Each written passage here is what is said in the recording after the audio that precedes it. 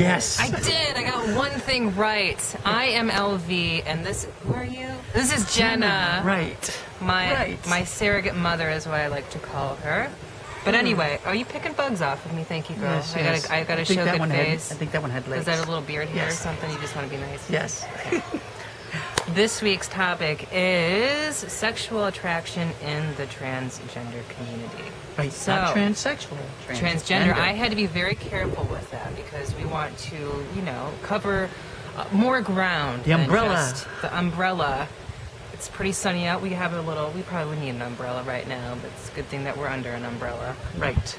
Gender umbrella. Anyway, shoot. What do you think about that? Sexual attraction in transgender community. Well, I was telling you a moment ago that when I went, you know, I've always been, speaking of a past video, I've always been receptive to both genders, you know, and I've experimented through my life. But, you know, when I decided that I was going to chemically transition, then I had to pull all the stops out and not worry about who I'm attracted to anymore. Because I had so much on my plate to get through that I had to survive through. And people tell you, don't date while you're going through transition. A+. Yes. Don't do it. High five for that idea. Nugget of wisdom. Somebody did that, I know. You! It's very difficult. It's difficult. So, I basically shelved my sexuality while my gender problem issue was being addressed. And when people would say to me, oh, you're trans, does that mean you're gay? Because most people don't know really a lot about us. Right. Us. And There's so, a lot of assumptions. yeah, my mom thought that I was gay. Oh, no, your son is a girl. Right, exactly. You know, but my son's not gay. No, your son is a girl. Right. So because people those two confuse concepts are those like things. welded together. Sure. You know? Yep. That's that binary thought. So when I decided to transition, I stopped all dating and dealt with who I was. And when people would say that, are you gay? And I'd say, no, well, who are you attracted to? And I'd say, I don't know. I said, you know, I had bisexual intercourse with people in the past. I said, but that's all been shut off and stopped until my gender issues resolve. And then when it figures out what it's going to be, then I'll be okay with whatever it is on the outside.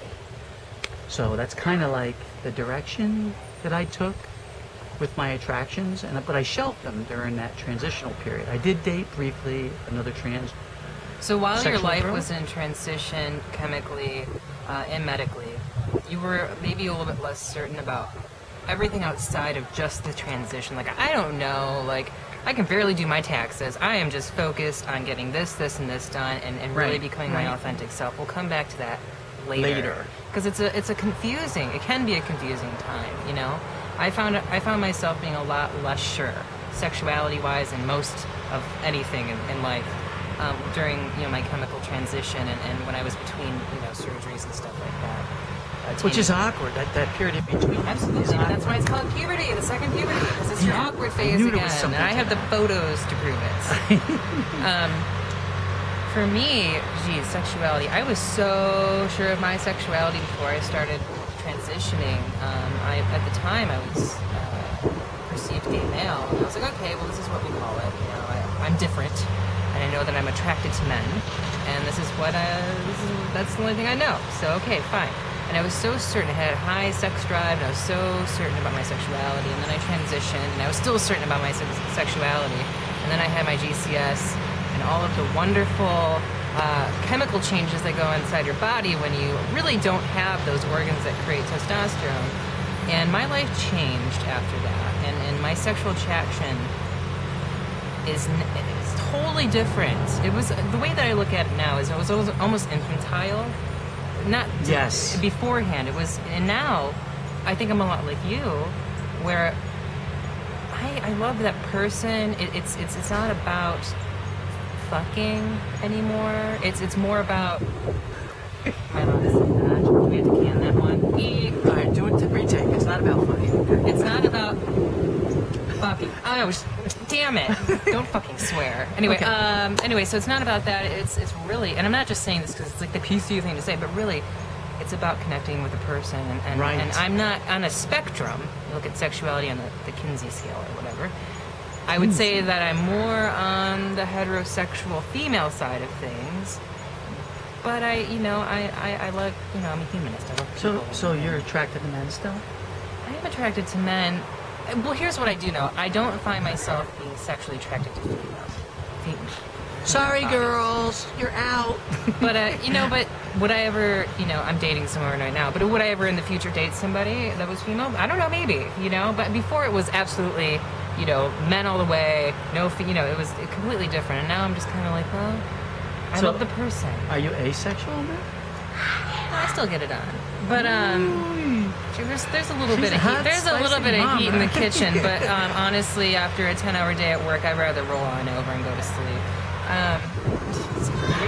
Sorry, boyfriend. Anyway, so sexuality. So where are we going to go from here? Because we talked about our experiences. I alluded to that I had bisexual experiences. Right. And after transition and some time went by, my body started to heal. I stopped dating because I started dating this little German girl that was really cute trans girl, pre-op. Right. Both pre-op. DVD? The sex was awkward. And to be honest, it was awkward. One of us would give and the other wouldn't, but because they weren't comfortable where they were. So I just ended all relationships at that point. Yeah. Until after I transitioned, and my body figured out who I was going to be, and up here. And eventually, now that I'm more than a couple days past post-op, well, a couple days, and You're more. still a spring chicken. Yeah, Cluck, yeah. cluck. Yep, cluck, cluck. But I find, I found that the bisexual part of me that existed before is now part and parcel of who I am, where before it was kind of like a sneaky thing. Now I'm quite open about being bisexual. I have attractions to both men and women. I'm attracted to people on a chemical level. I'm attracted to people, both genders, on a physical level and an intellectual level. And today I find myself looking at the person and how we intermix, and it doesn't matter what their gender is. Because it's a relationship. Yeah, and it's not about your need to feel gratification through sexuality. And there was a period of time, post-operatively, there was a period of time where I would say, well, if I'm going to be in a relationship with somebody, it's going to be a girl. Right. Well, today, that has continued transition with me, and it's changed now where I'm very open-minded to whom. Yeah. But being, I'm not a spring chicken, cluck. But the sexual aspect isn't as important to me anymore. So I'm kind of not really asexual, but sort of kind of asexual. But the sex is secondary to the connection. Right answer. And what I was going to talk on, which is it kind of interplays with all of this, is that you have to be attracted to yourself and have a good sexuality. Comfort. It sounds a little narcissistic, and it is, but that's part of transition. Oh God, I totally am. I'll own it. But looking in the mirror and feeling good about yourself and feeling that attraction to you, it's all about relationships. It's not about just going out and part of it is getting your rock on. Exactly. It's about these intermingling of relationships with self, other people, and it's much more.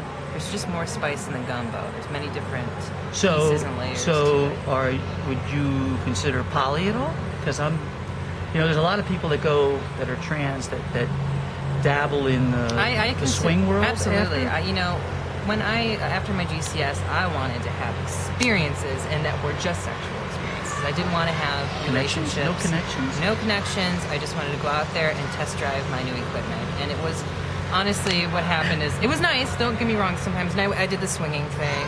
I didn't really date women, but I was kind of very promiscuous. And it was a phase. Just like it was, and then I transitioned to another phase. And you keep moving forward. And you keep moving forward. And it changes. So now I'm more monogamous, and obviously, half the time too, just too damn tired for it. She has a boyfriend now. A boyfriend. So yeah, sexuality is about relationships, and it's a broad subject, and it's again all about personal experience. So let's swing the pendulum a little bit another direction and say, do you find your sexual contacts today to be more satisfying than before? Because with me, I do, but I mean... Well, with me, and there's something in my eye, but with me and sexuality, I've had a very tough road, because even though I was very promiscuous and sexually active, it was very difficult for me to feel intimacy. But being congruent. But today, it's definitely more satisfying, but I still have issues that, were way before transition with sexuality and trust and vulnerability, because that's what sexuality means to me, is when you're having sex with somebody, it's about being vulnerable, and I would say that's what I'm exploring. There's that closeness, yeah. That's what I'm exploring today, more so than just the being dominant. You have a mark, you go out, and it's more of an ego-driven thing before, and now it's about how vulnerable can I be with this person, which is not easy. It is not easy for somebody, and especially trans people, that have to be so guarded on a daily basis to be vulnerable with other people and not Well, every time you put yourself out there, why are they attracted to me? Exactly. Is it because of the kink? Exactly. Exactly. And the kink for us gets old after a while. It does. I mean, for me, I don't want to be a fucking trophy anything. I don't want to, the token trophy. Whatever. We're all human. That's what I want to bond with. Is that person? Mm-hmm. And how about your sexual, your performance sexually? Are you comfortable with your role, not ever knowing that you're not ever going to be a cis female? Are you comfortable with your role in your sexual here's the thing. So you find out naturally where you are. Right. And when you first transition, there's a period of time where you overdo it. Like, everyone does it. I see it all the time because you're proving something. So did I. I did. And so you'll become, I know that I was ultra submissive, right? But really, naturally, I'm much more dominant. So that's just where I am, and that is considered masculine, but I'm okay with it because that's where I am at naturally, and I don't have anything to prove anymore. And this is one thing that we talked to, side note, about as you go further, if you can see transition as linearly, as you go further into your transition, you just stop caring as much. It's not as important. It's not as important, and a lot of what is natural to you comes to the surface, and that's a great thing. So these days, I think I'm the initiator. I'm much more, not as submissive. So my performance is, I think I did good. Wait, I don't think that was what the question is about.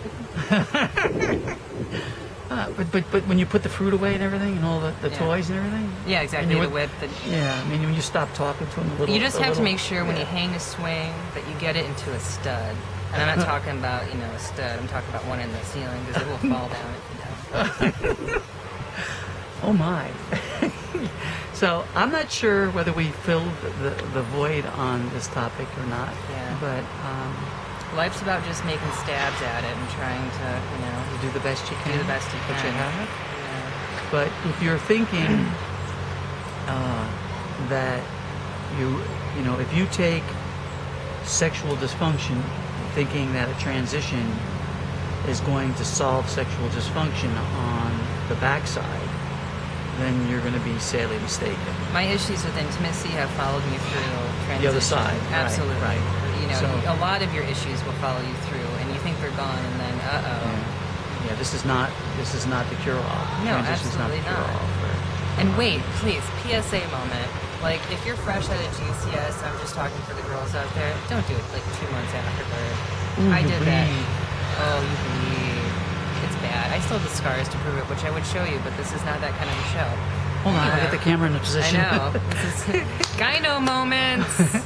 So, I hope that we filled this topic for you this week. And at least we're somewhat entertaining, maybe. I want to thank Jayne for my adopted little girl.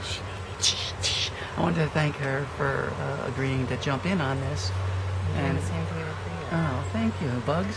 Bugs. Those are the little ones like fleas? Well, it definitely wasn't $1,000. Okay. I would pick that out of your hair too. Peace. Anyway, peace, guys. We'll talk to you soon. Bye.